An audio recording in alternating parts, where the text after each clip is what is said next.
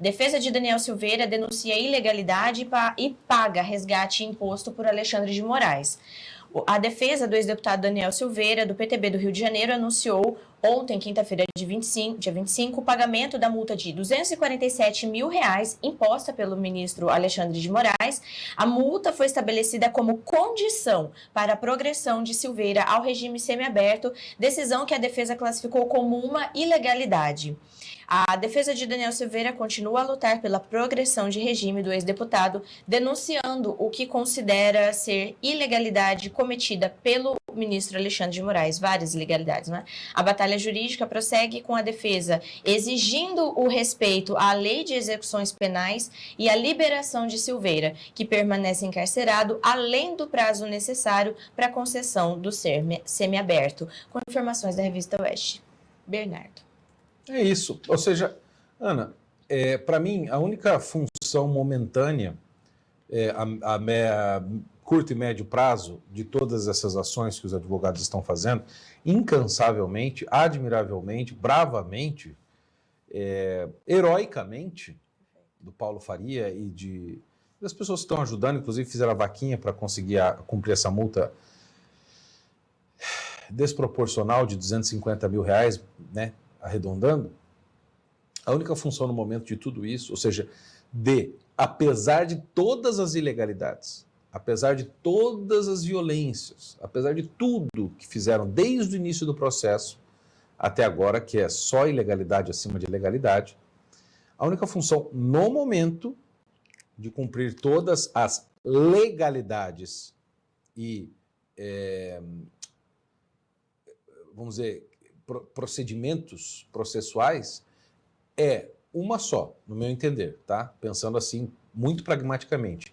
É deixar consubstanciado, registrado na história, em primeiro lugar, todas as ilegalidades. Ou seja, que os advogados estão fazendo o que é possível e o STF está fazendo aquilo que é impossível. Impossível não, né? Fazendo aquilo que não é permitido. Então, quando se faz isso, vai se registrando na história, nos autos, na mídia, aqui no BSM, tudo que está sendo feito de errado. Isso que está sendo feito pelo advogado, pagar multa, etc. e tal, não vai mudar a situação do Daniel Silveira. Os advogados sabem disso. Entendeu? Não vai mudar nada. É como, por exemplo, eu, nas várias ações que tive contra o STF, contra o TSE, etc. e tal, a gente argumenta, faz petição, mil coisas, e nada muda. Não acontece nada. Nada, simplesmente nada. Eu sei disso. Eu não sou idiota, entendeu? Eu sei que as coisas não vão andar, eu sei que não vai mudar, eu sei que o STF não vai obedecer à lei, eu sei que não vai acontecer isso. Mas em algum momento isso vai mudar. Daqui 1 ano, daqui 5, 20 ou 30 anos, ou 50 anos. Mas nenhuma ditadura dura para sempre, nenhuma ditadura dura mais de 100 anos. Elas desmoronam. E uma hora essa farsa vai cair.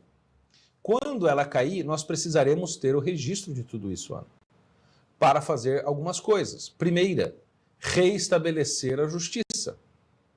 Segundo, indenizar e restituir aquilo que foi tirado moralmente e financeiramente das pessoas. Então, Daniel Silveira, eu e todos os lesados, nós iremos processar a União. Isso é a coisa mais óbvia a se fazer. E nós temos que tirar uma bolada do Estado por todo o dano que o STF e todos os outros órgãos fizeram à nossa vida, ilegalmente. 3. Isto vai servir como um exemplo histórico para que isso não aconteça mais.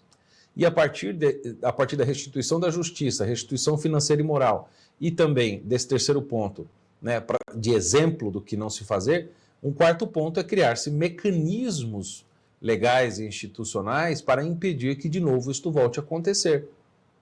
E vai servir de base para o julgamento das pessoas envolvidas, se ainda estiverem entre nós. Então, é fundamental que se faça. É ruim? É ruim. É chato? É chato.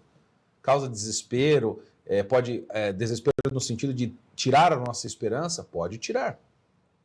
Mas nós não devemos abandonar a esperança por causa disso. A gente sabe que uma hora a justiça vai ser feita. Vai ser feita. Você pode ver, assim, todas as ditaduras, alguma hora elas caíram e a justiça, ao menos parcialmente, foi feita. Não é? Não totalmente, houve ditaduras que não sofreram um processo de julgamento, enfim, né, de reparação, como a ditadura comunista na Rússia. Mas, por exemplo, na Romênia, a ditadura comunista foi julgada, as pessoas foram indenizadas, etc. e tal, na ditadura nazista, ditadura fascista na Itália. Aqui no Brasil também, apesar dos pesares, das mentiras, etc., pessoas que justamente foram lesadas foram beneficiadas e também aquelas que não foram, que mentiram, também foram, né? Infelizmente, daí é aquele balaio que bota todo mundo no meio, mas em algum momento a justiça foi feita. E é assim que funciona, né? Quando a ditadura cubana acabar, isso vai acabar, ela tem 50 anos, 60 anos, uma hora ela vai acabar também, né? E vai haver reparação, mas é importante deixar tudo registrado para isto no futuro ser usado, se não por nós, por nossos filhos, netos ou bisnetos, para a reparação de todo este mal que está sendo feito. É fundamental.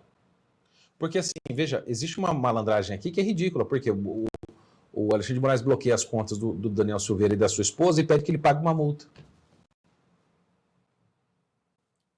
É como eu dizer assim, Ana, eu amarro os teus braços, coloco uma algema nas tuas mãos e digo, você agora precisa abraçar aquela árvore para ser solta.